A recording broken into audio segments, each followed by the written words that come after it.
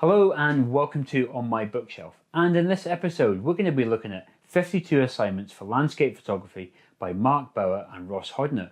But not only that, I'm actually going to try out one of these assignments myself by heading out on location.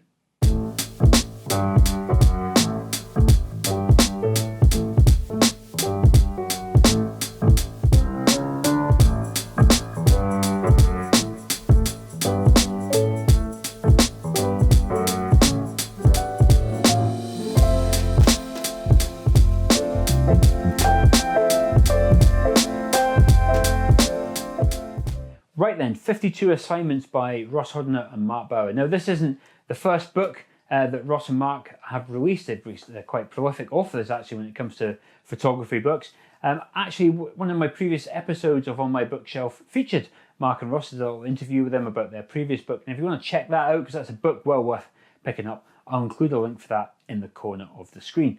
But this one's a little bit different. This one's all about sort of having sort of mini projects, mini assignments to inspire or kickstart your photography. Now you may be thinking, well, you know, I don't really need that. You know, I'm quite an experienced photographer. But let me read you some of the introduction, see if that will kind of change your outlook.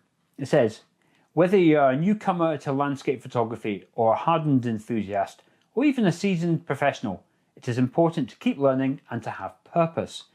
This is where the role and discipline of assignments come in. Now, I think that sums it up perfectly, actually. It doesn't matter what level your photography's at, it's always good to have an idea or to try and push yourself creatively. And this book is full of those kind of ideas to help with your photography. Now, the book kicks straight into the action. The first page is the introduction, and then you've got the checklist of all 52 assignments, one for each week of the year, should you choose to be really keen. So you can tick those off as you go along. And then each assignment is spread across a couple of pages. There's some example images there, a description of what the assignment is, any special kit that you might need, and tips on how to complete the assignment. Now, obviously, as there's 52 assignments, there's obviously quite a bit of variety in there. To give you an example of some of them, there's one in infrared photography, cityscapes, breaking the rules, using a nifty 50, capturing reflections, mysterious mist. You get the idea. There's quite a lot of variety in there to help inspire your photography. But more important than that, it's all very well me saying, yeah, this is a good book.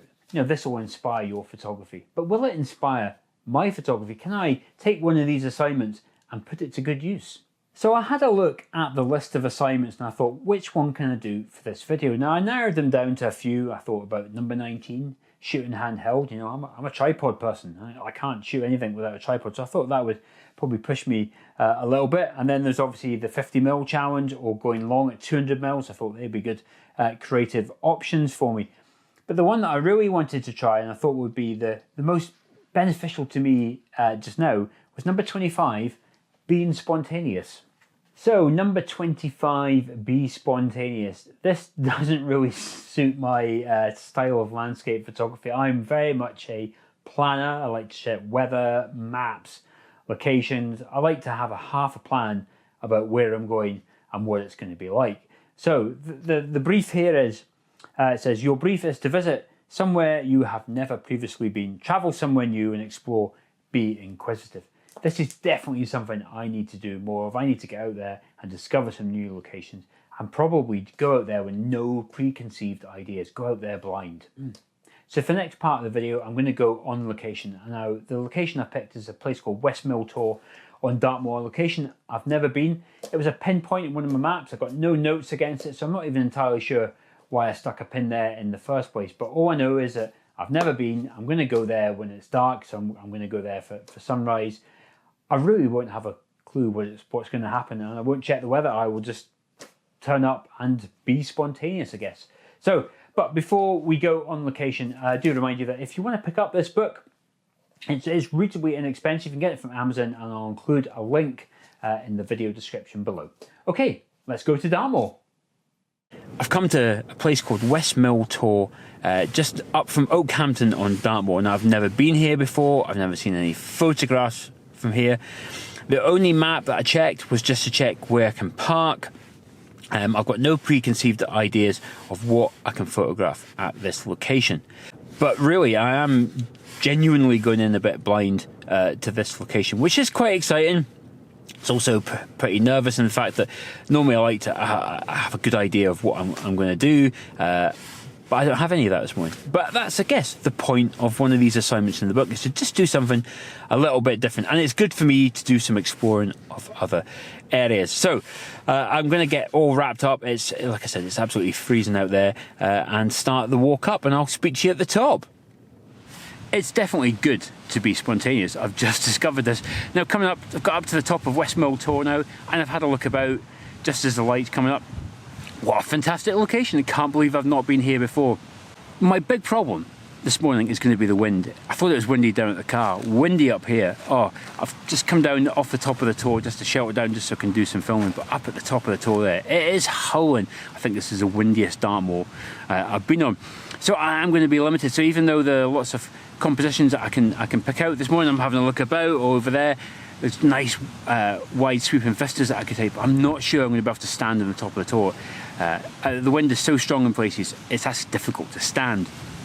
So this will also make filming a little bit difficult, so I might not do as much talking to camera while I'm taking the pictures as I would do normally. But I am genuinely excited about discovering this location. I'm going to get the camera out. I'm going to try and pick some locations where the wind, maybe just out the wind a little bit, and start taking some photographs.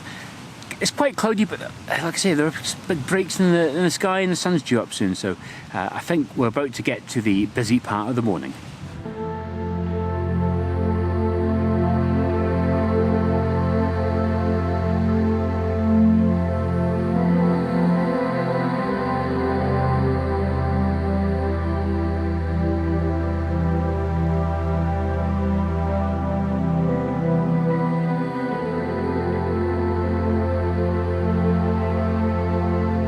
I've had quite the adventure this morning. It's been a cracking morning of photography, actually.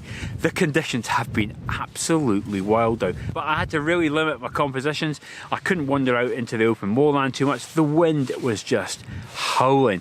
But the big heavy cloud kind of worked to my advantage a little bit. Once the sun had got up above the horizon, I got some little bit of nice light on the side of the Tors and on the ground. So, I think it's been a very productive morning.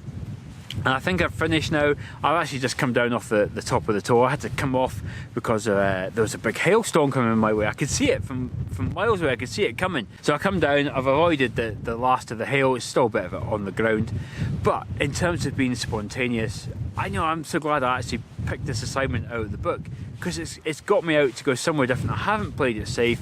I didn't have any preconceived ideas. Do you know what? If I've read this weather forecast, there's a way I would come up to one of Devon's highest points in these sort of conditions. But it has led to discovery. It's led to a couple of nice images. So, I think, that was one of the points of the book, is to get you to do something a bit different, get some ideas. So I'm really glad I did this. But I'm finished here now. I'm going to head back down to the car, and I'll see you back home. Right, I really enjoyed that assignment. I have to say, it was quite good for a change to be a little bit spontaneous. It was quite exciting going to a new location without any preconceived ideas and watching the landscape unfold as the sun came up. Okay, the weather didn't exactly support my creativity. The photography was quite challenging, but in terms of getting out there and discovering a new location, that was definitely a nice tick in the box to have. And now that's one of the 52 assignments complete, I'm going to be sure that I'm going to be completing a few more. So I think in terms of, should this be a book on your bookshelf? Absolutely. I don't think it matters whether you complete one assignment or all 52 or what level of photography you're at. There's going to be something in this book to challenge your photography. Okay, just before I go, just to remind you, you can pick up 52 assignments for landscape photography from Amazon. I've got an affiliate link in the video description below, so be sure to head over there and pick up your own copy.